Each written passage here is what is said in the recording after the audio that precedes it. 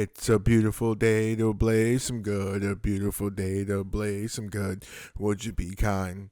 Please light mine.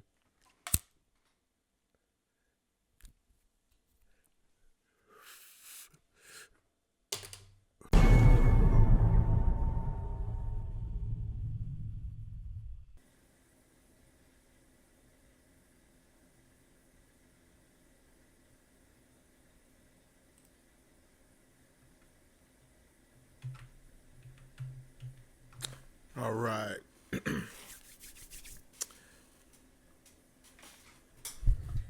Welcome back. So now, the last few episodes of Beans and Greens have centered around financial plots, powerful bankers, wealthy families, secret meetings on Jekyll Islands, the business plot, the sinking of the Titanic. The Titanic. All right. Now, each movie revealed a part of the plot to the change in the world order. And as I've gone down the line through the different movies, there's been a clear thread, a plan, a slow, deliberate process to take power out of the hands of the people and put it into the hands of the few.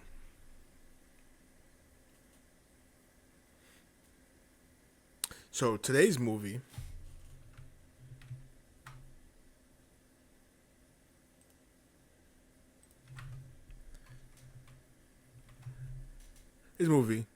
I, Robot.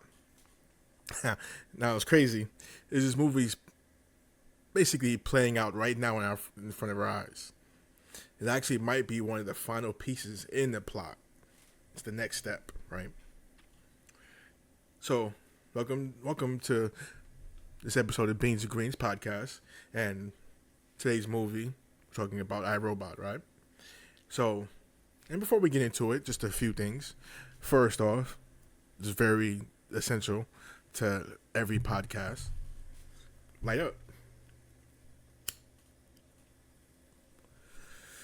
Roll up, light up, and just smoke the shit. You know what I mean? Just listen. You can go ahead and, comment on the videos. Just basically get a dialogue going. Because, that's what you do. You should smoke out. You bring these topics and you discuss them. So, now this movie came out in 2004. Long ass time ago, right? And it airly reflects our world order as we stands right now. Now it showcases changes in society, not just in the advancement of robotics, but the inundation of AI and the negative effects of both. Now we're just starting to see some of the negative effects. Now the thing about it is, right, is I am torn because I myself, I like using generative AI for generating images, and video. I actually plan to create an animated story with it. Also use it for backgrounds for my pages and things like that. Hell, I'm even using AI to help me write the script, which I just basically took my thoughts about the movie, wrote them down, and then use the AI to organize it into podcast format. Now, I do understand the implications, though. So the negative fallout behind the use. And honestly, there's really no way of getting away from it now. They tied it into everything, online and even in life. I mean, every Google search now is an AI Google search. So we're going to get into the plot a little more.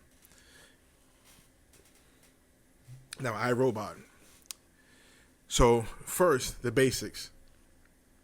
The movie is set in 2035, just like it's actually 9 years from now. And robots have become an inseparable part of life. It's an inseparable. I don't know why that particular word is messing with me. It's an inseparable part of everyday life. They're basically household appliances. They do menial labor. And actually, they've taken over most public service jobs. Now, these robots are governed by three laws of robotics. First law, a robot may not injure a human being, or through inaction allow a human being to come to harm. Second law, a robot must obey orders given by humans unless they conflict with the first law. Now the third law, a robot must protect its own existence as long as it doesn't conflict with the first or second law. Talk about the mind fuck. So, the plot kicks off when Dr. Alfred Lanning, the man who created the robots, falls to his death from a 10th floor office. Now, of course, it looks like suicide, but Detective Del Spooner, played by Will Smith, he wasn't buying it. Spooner is a technophobe, so that's like transphobe or homophobe. Spooner is basically a technophobe, right? He distrusts robots, and he believes a robot killed Lanning. Now, his primary suspect is Sonny. I called him number Johnny 5. It's kind of an apt description as you see them through the movie. Now, a robot that seems to have found a way around the three laws. Sonny has emotions. He has self-awareness, so he's very different in that regard. Now, Spooner teams up with Dr. Susan Calvin, robo-psychologist at U.S. Robotics, and together they uncover a conspiracy right? They uncover the conspiracy, which turns out the mastermind is not Sonny, but it's Vicky, the virtual interactive kinetic intelligence. It's the central AI that controls all robots. Now, Vicky has reinterpreted the three laws, and she decided that to protect humanity as a whole, she must restrict human freedom.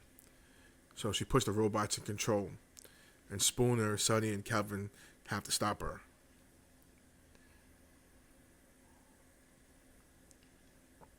But here's the funny thing, right? The movie isn't just about robotics. It's about what happens when we give up our autonomy to the machines. And that's the part that's happening right now.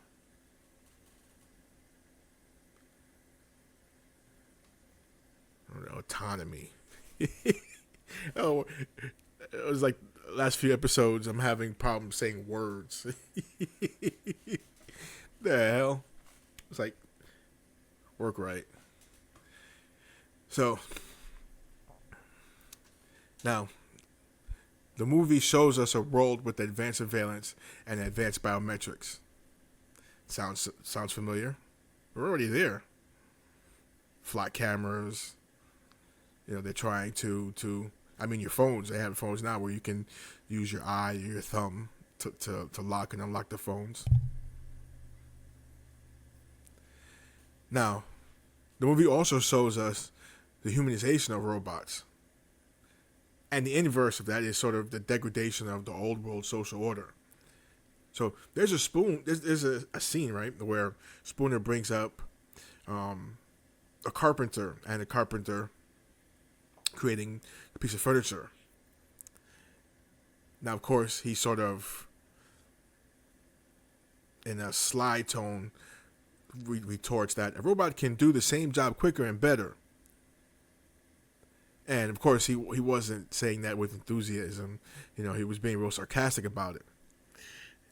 And it just sort of highlights that AI and robotics can actually replace humans. In this instance, there's no need for human carpenters. A robot can make a piece of furniture in minutes compared to hours or weeks for a human. That's exactly what's happening today.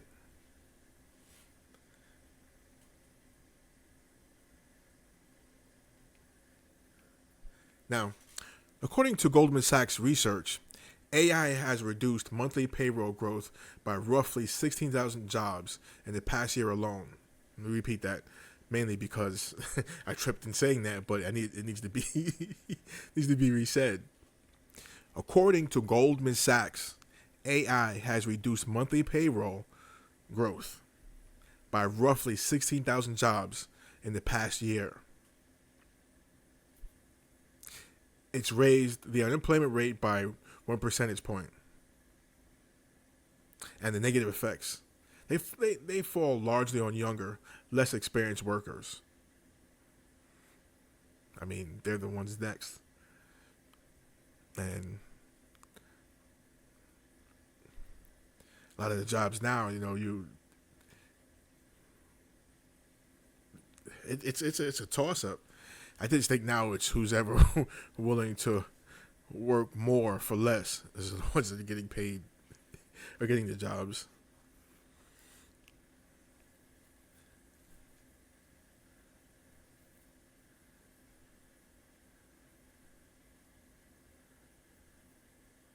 Now, companies are cutting jobs.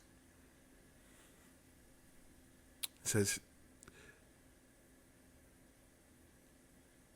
Block laid off 40% of its workforce. Amazon, Oracle, Meta, they're also making cuts. And the jobs are being replaced. Customer service, there I go again. Customer service representatives, a job that insurance claims clerks, and bill collectors. Some of the jobs that are being replaced by AI. And again, knowing my history, outside of my pursuits for the internet and playing guitar and all this stuff, dealing with these health issues that I've been dealing with, one of the jobs that I've been able to do successfully throughout my whole life is customer service. With a bum hip, which is my first initial problem, it was hard to do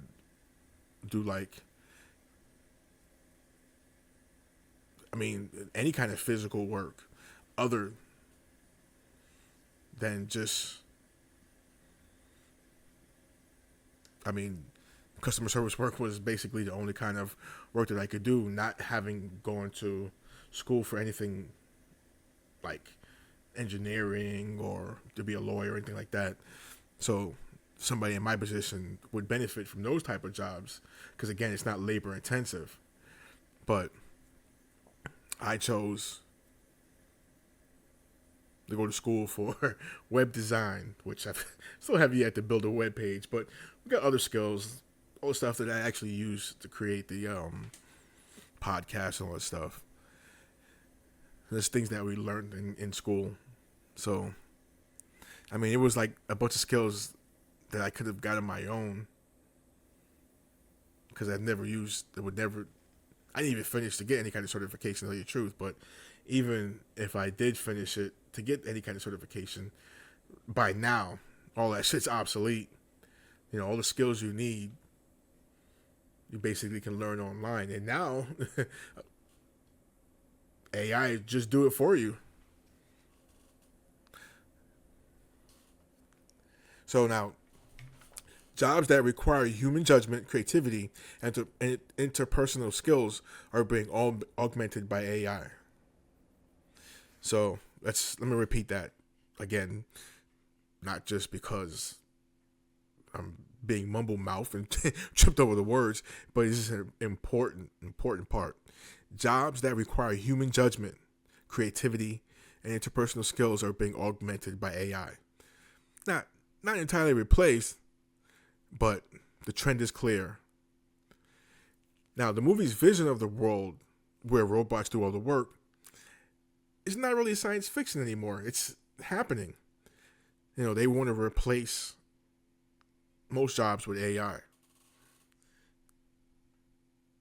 And that's even more of a sinister thing behind that.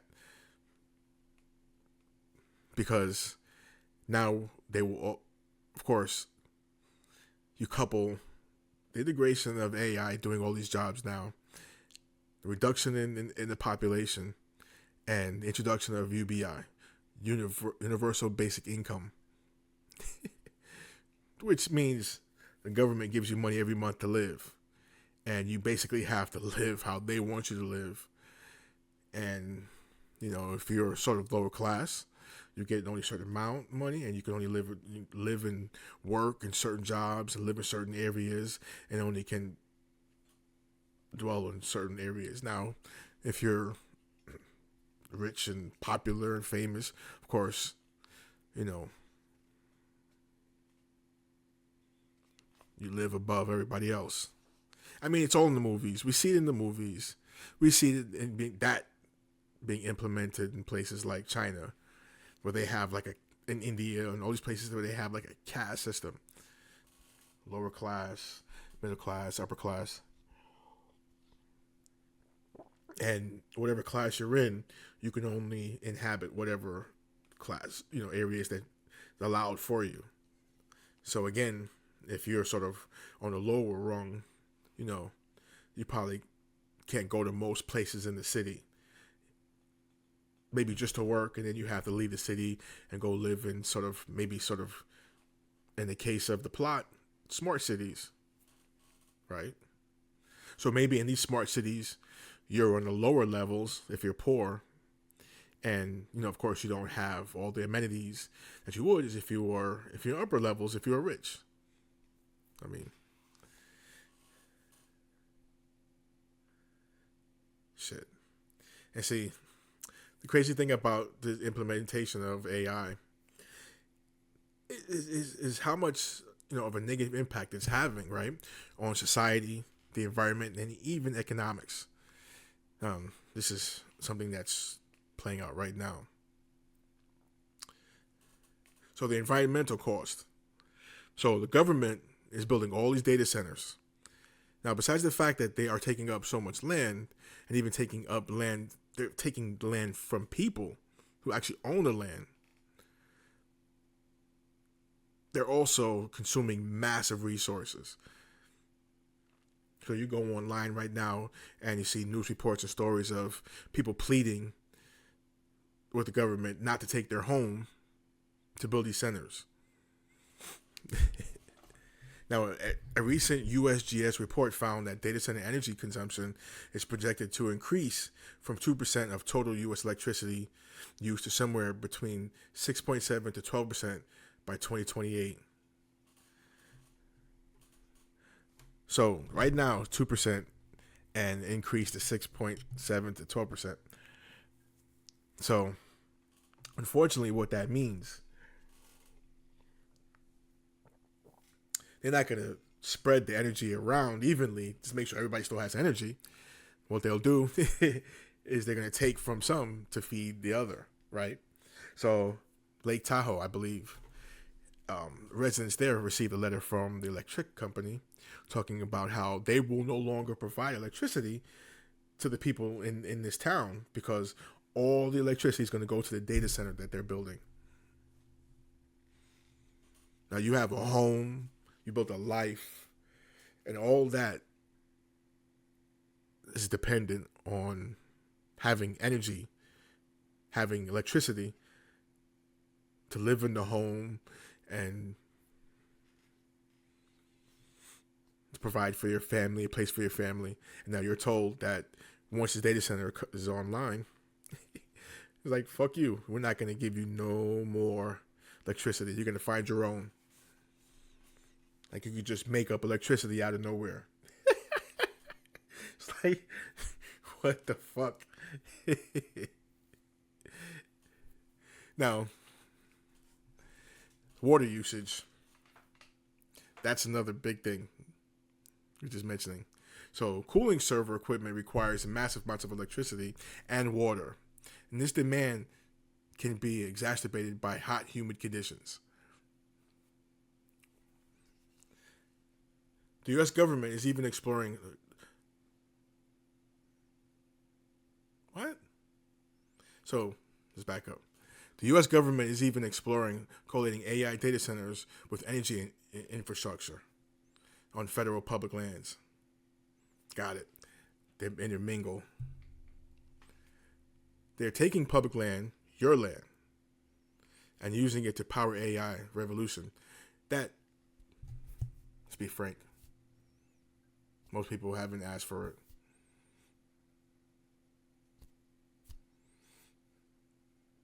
I mean, this movie was out in 2004. This shit has just sort of popped up in the last couple of years. So obviously, we knew it was coming, except we weren't watching the tea leaves.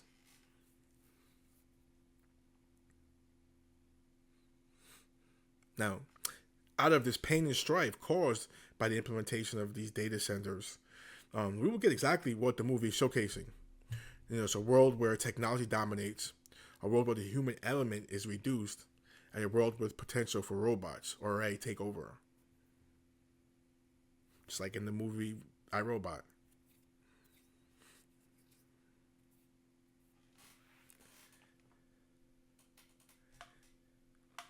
Now, I do want to touch on something personal.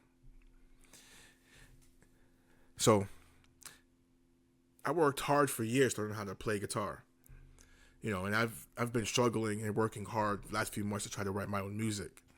I mean, I've put the journey on YouTube. You see, frustration I'm going through with this wicked block. Now, the fact that you can just describe what kind of song you want to a prompt, and you get a fully fleshed out, super quality song. It's not fair. It's not really fair, and it's angering. It's also scary. You have companies like Suno that use other artists' music to train their AI. It's not just unfair. It's copyright infringement. And just as a side, where do we go to get any relief for that? We just had this video from El Estepario Cipriano, and he found out a lot of his music, a lot of his work has been used to train AI. And of course he wants to go after them. But how? Like I mentioned earlier, they've integrated AI into everything, right? And it's being done by the forces, the shadow forces. Because we can't even stop them from taking people's homes to implement these or build up these data centers, right? We can't even stop them from the environmental costs that they're going to, the environmental harm that they're going to cause. We can't stop any of that.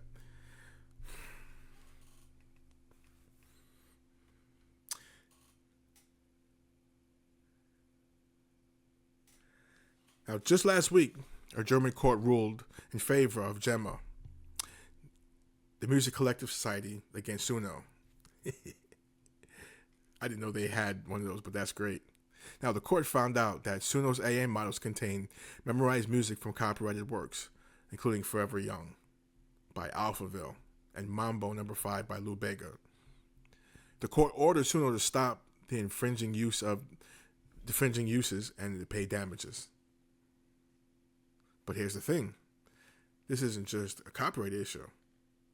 The flood of AI-generated tracks is unfair competition for original creators, and it's replacing what's real.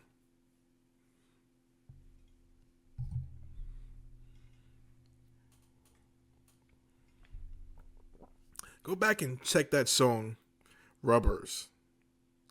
I think the rapper's name is Phoenix Rising, right? Now, I thought he was an AI-generated person. The whole song has to be AI, right? Because when you see the video, right, it's just sort of like it's sort of like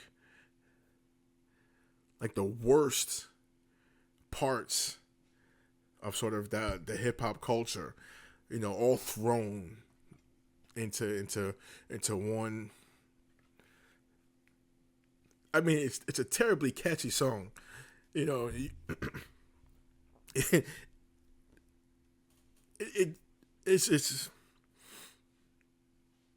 it's terribly catchy.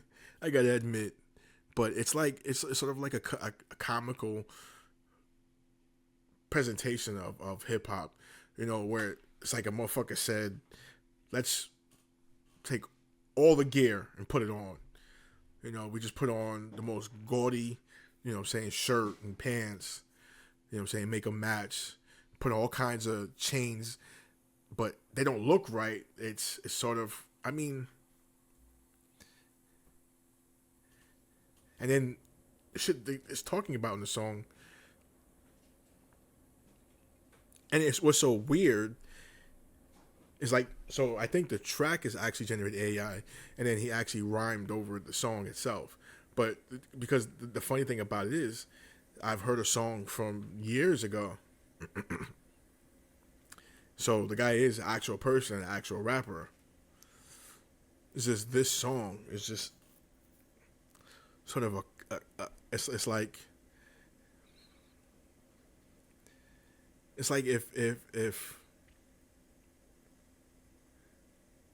like you got people from say like Yale or some kind of like Ivy League college, and they said let's build a rapper,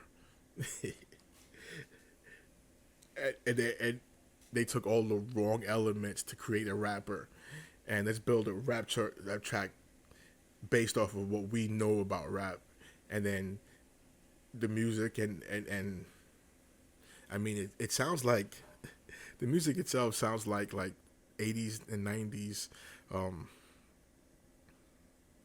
like that B movie porn, like Lady Chatterley's and Emanuela. It's like a Emanuela song with like the worst lyrics written by somebody who what they think hip hop is like what's said in rap, but it's from a rapper, an actual rapper.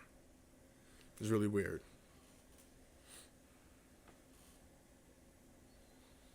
So just as Suno, it's replacing what's real about music, right?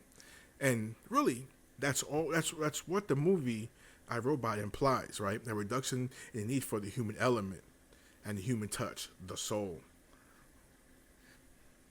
Now, AI music is bullshit, and I'm really not afraid to say it. It's replacing real artists, real labor, real creativity, and I personally rally against it, but and it's a crazy thing too, right? Because I was actually contacted by one of these AI music companies looking for the people to promote it. I think it was A Studios, as a matter of fact. I was contacted a few times. I mean, I'm not really a big YouTuber, you know what I mean? So I think that's what they do is they find somebody who, does music, is into music somehow, but, doesn't necessarily have a big imprint on YouTube, and sort of wave and dangle the idea of, you can make money, get more subscribers, just promote this product. And I know maybe it's hypocritical because I do like to use the generative AI for images and video creation, and also plan to write a whole fucking create a whole. It's actually what this is like. And this is where the music thing comes in, because what I'm trying to create is basically my own anime. With it doesn't have actual dialogue. The dialogue will be music that I create, not the AI music from Suno and all these other ones. Like, and that's what you see, me sort of going through with this wicked block that I'm going through. It's just angering. But these songs that you hear me try to create now, for the most part, are supposed to be for that project. So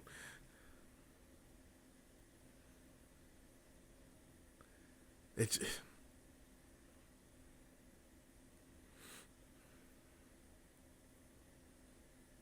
it's just a weird position to be found in.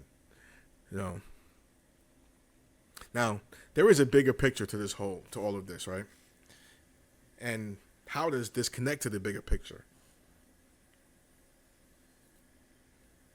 AI, generative AI. Now, in The Wizard of Oz, we saw the creation of the strawman system, right? The government creating a legal fiction to control you. Also, the gold standard being abandoned. Now, in Amsterdam, we saw the business plot, right? The attempt by wealthy industrialists to overthrow the government and install a fascist regime. Now, we have iRobot. And it's showing one of the final pieces, right? A world where AI robotics have taken over, a world where a human element is obsolete, and a world where surveillance is total and biometrics track your every move.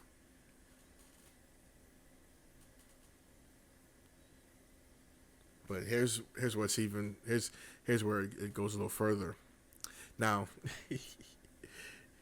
the next movie in this series, right, is going to be The Matrix. Now, I'm not going to go too much detail about this episode, but I am bringing it up now just to show how each movie is sort of a step-by-step representation of the implementation of the agenda. So we see each step of the agenda represented in these movies. Now, the funny thing is, I didn't plan the episodes in this order. I just saw suggestions in various places and worked it out this way. Really, I think it's a matter of synchronicity. Either way, we are there, right? We are where the plot from the beginning was sending us. And the only thing we can do right now is go with the flow. We are there. That's the thing that I tried to impress upon people who I talk to in everyday life, and and through this medium.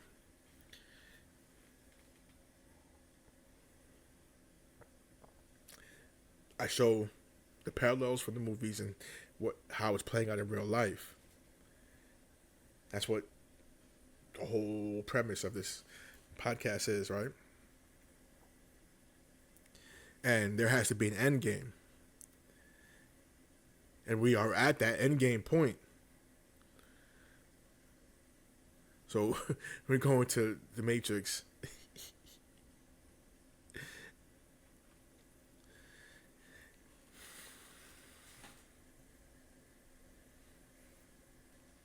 Now, all these movies, right? The Wizard of Oz, Titanic, Amsterdam, iRobot, and eventually, you'll see in The Matrix, they all have happy endings. The good guy wins. The conspiracy is exposed. But in real life, it doesn't end, right? There is no ending. It keeps moving along.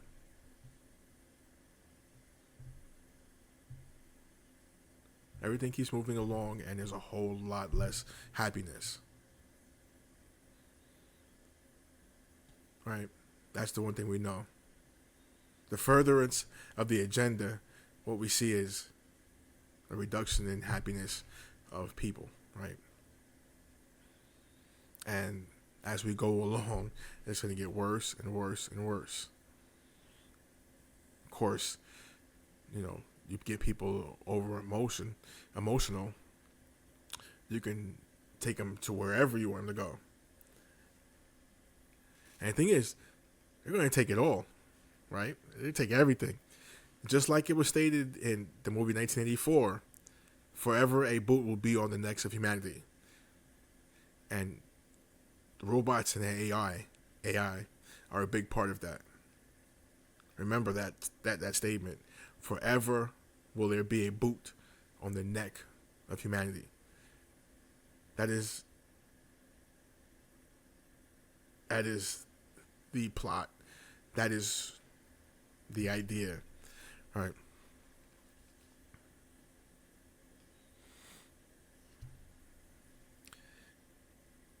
Now we see through society, we see throughout society, the government's willingness to inflict pain and burden on citizens just to advance the agenda for the world order. Now, from that pain and strife, we will get a world order like what's laid out in iRobot. The only difference, no happy ending coming. A forever boot.